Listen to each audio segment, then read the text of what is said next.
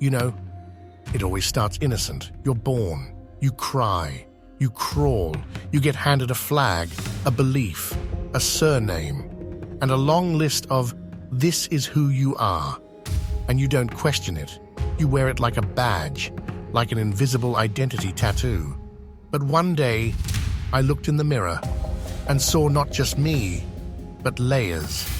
Layers of loyalty, layers of division, layers I didn't choose, but fiercely defended.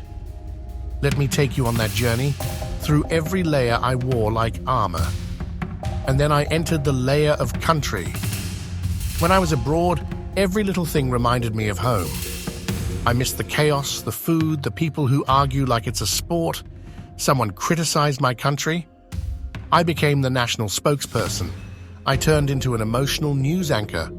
I brought up our ancient greatness, our tech talent, our festivals, our space missions.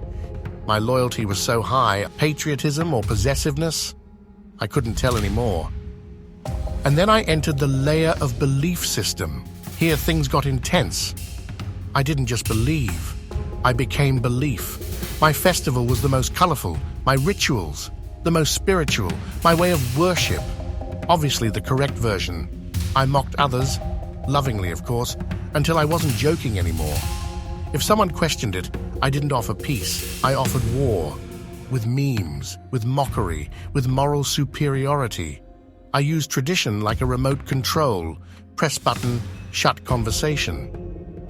And then I entered the layer of region. Oh, the accent wars began. We have better food.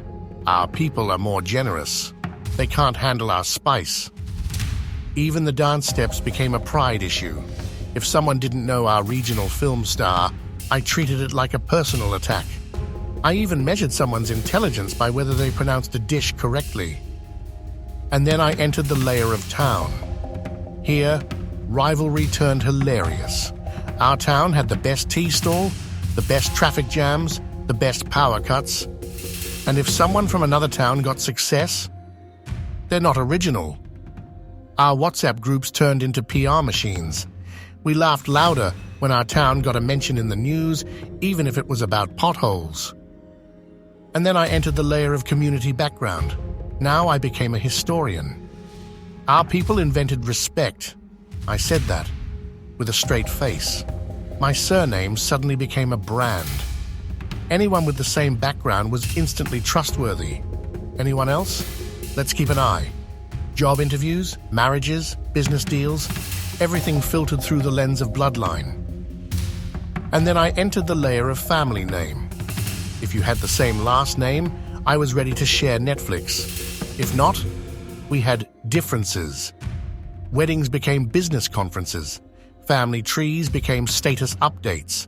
Our ancestors apparently ruled the world. Nobody fact-checked, but we said it with confidence. And then I entered the layer of household. Now this was a sitcom. We screamed during dinner, competed for Wi-Fi, stole food from the fridge. But if someone else pointed it out, "You can't talk about my family," suddenly, I became the family lawyer. The same people I ignored 5 minutes ago, now I was defending them like they were Nobel winners. And then I entered the final layer, myself. Here I was, raw, selfish, dramatic. Every opinion was a sword. Every compliment was a trap. If I won, it was skill. If I lost, it was unfairness. I demanded validation, but refused vulnerability. I wore confidence like makeup, thick, shiny, but washed off easily. I was loyal to one person only, me. And just when I felt like I had conquered identity, something hit me. What if I've been shrinking my world from billions to borders to beliefs to a face in the mirror? What if I expanded again? What if I supported my people without insulting others? What if I took pride without feeling superior?